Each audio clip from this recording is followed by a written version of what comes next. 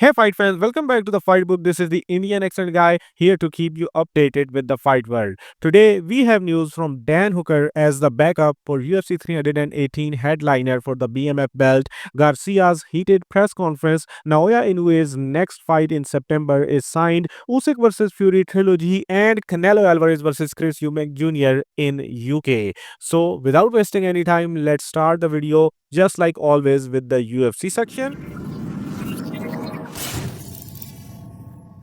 About UFC 318 headliners backup, Dan Hooker revealed he was supposed to fight at UFC 318 and be the backup for Poirier versus Holloway, but he needs a second surgery on his hand, which is not that severe, but it is just needed to cut open and clean out some scar tissues. He says that would put him 9 weeks before this fight, so it would take a perfect storm for him to be able to be ready by then. If Hooker gets a fight at UFC 318, who do you think he would fight? Anyway, Daniel Cormier believes the UFC will drop the BMF title if Poirier wins at UFC 318. He says it's not a real world title and the UFC will get rid of it if Dustin Poirier wins. Anyway, from UFC Atlanta headliner Kamaru Usman versus Joaquin Buckley, we have Joaquin Buckley's new video where he is praying for Bilal Muhammad to win this fight.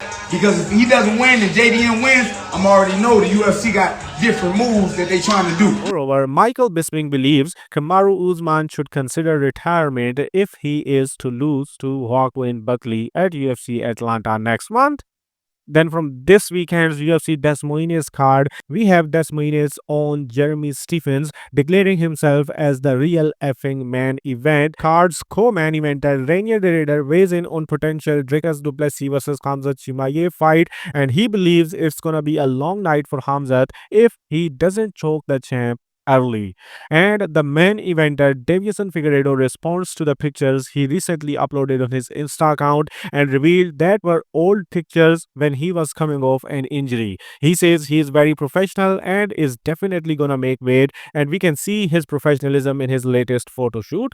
Anyway, Figueiredo sends a message to Merab Dvalishvili for his UFC 316 title defense and says, "Knock Sugar out, you are the best." From Merab Dvalishvili, we got a video of him where he says he can take on a gorilla in a one-on-one fight. And that is all in this UFC section. Now let's move towards the boxing section. In the boxing world, we got the press conferences of this weekend's Fatal Fury cards. First, there were Garcia versus Romero press conference where Haney responds to the crowd's boos by making his intentions clear. When I dust Jose Ramirez off on Friday, I'm gonna get to y'all boy Ryan after. That's it.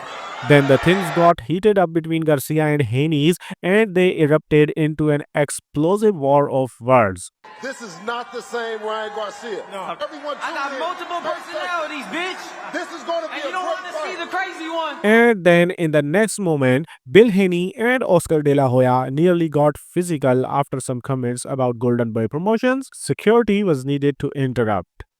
Anyway, Team Lopez went back and forth with Team Haney before the press conference, and then a female member of Lopez's team gets heated with Terence Crawford after the press conference. Shut up, bitch! Shut up, bitch! And lastly from this card, Turki Al-Sheikh got a New York firefighter fighting a New York police officer to open up the Ryan Garcia versus Rolly Romero card. Now the card have 5 fights in total. Anyway, all fighters made weight and the card is good to go. The next press conference was Canelo versus Skull, where the undercard fighters Martin Bakole and Efe Ajagba also clashed in a war of words. You keep talking shit. Don't run. I'm gonna close your mouth. Don't run. Trust me. Do no fucking I will run in close the your ring. mouth. The headliner William Skull says his purse for this fight with Canelo Alvarez will give his family security for the future. The IBF super middleweight champion is expected to make 7 figures when he faces Canelo this weekend. Anyway, the WBC has unveiled the new commemorative belt which will be awarded to the winner of Alvarez versus Skull. On the one hand, the UFC is trying to get rid of their BMF belt, and here in the boxing world, they're making new fake belts every weekend. Anyway, we also have a news from Naoya Inoue who is fighting this Sunday. Eddie Hearn have confirmed that the deal for Naoya Inoue versus Morodion Ahmadaliev 2 is now finally done, and this fight will probably be taking place on September 14th if Inoue wins. From last week's Chris Eubank Jr. versus Conor Ben 2 card, the Ring magazine confirmed that this card generated around 620k PPV buys worldwide and over 16 million in pay-per-view revenue. Which means that what Eddie Hearn told yesterday on Ariel Helwani show that this fight did more than a million pay-per-view buys was a wrong statement. Anyway, Hearn also says that he spoke to Eubank's promoter Ben Shalom and asked him if Ben and Eubank Jr. doing the rematch, and Shalom replied, "Of course, we are doing it." If you don't know, Eddie Hearn do not want this rematch, but everyone else want it. Anyway, Canelo Alvarez has revealed his desire to fight in the UK, and he says Chris Eubank Jr. would be the perfect partner to fight in front of the UK crowd. Now, if the Eubank Jr. versus Ben 2 happens and Eubank and Canelo both gets past Ben and Crawford, Canelo versus Eubank in the UK would be massive not only for UK fans but for the every boxing fan around the world. Anyway, Chris Eubank Sr. revealed he dressed in disguise when he reunited with his son Chris Eubank Jr. the night before the Conor Ben fight. Eubank Sr. met with his son at the hotel and made sure the media didn't notice. Next, we have news from Usyk versus Dubois 2. After his face-off versus Dubois yesterday, Usyk had said in an interview that after Dubois rematch, the next fight will be his retirement fight, and he has two names in his mind, Anthony Joshua and Tyson Fury. And Fury's response was calling for that trilogy, where he says he beat that effort 2 times and the world knows the truth. Anyway, next we have a news from Fabio Wardley versus Jarril Miller fight, and it is not a good one. Due to a shoulder injury, Jarril Miller is out of his June 7 clash versus Fabio Wardley, scheduled to take place at Portman Road. Queenberry says they will announce a replacement opponent in next 48 hours. So if you are not subscribed to this channel, subscribe it. I will update you as soon as the fight is announced.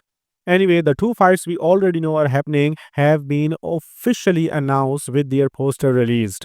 First is Richardson Hitchens' first title defense versus former undisputed lightweight champion George Kambosos Jr. And the second is Sebastian Fundora's WBC title defense versus Tim Tszyu in the rematch.